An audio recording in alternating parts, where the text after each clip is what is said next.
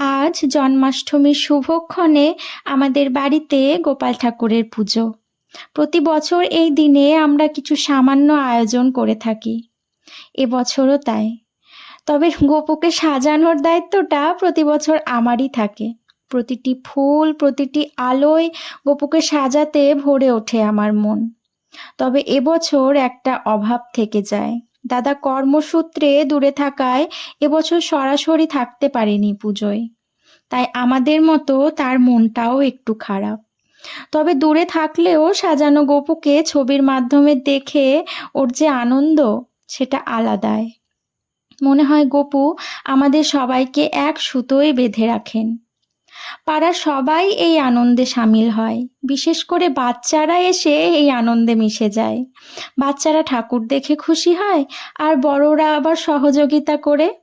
আর আমাদের ছোট্ট গপু এই বাচ্চাদের মধ্যেই তো বিরাজমান। ভক্তি, সহযোগিতা আর ভালোবাসার মধ্যে দিয়েই আমাদের জন্মাষ্টমী হয়ে ওঠে আরো সুন্দর।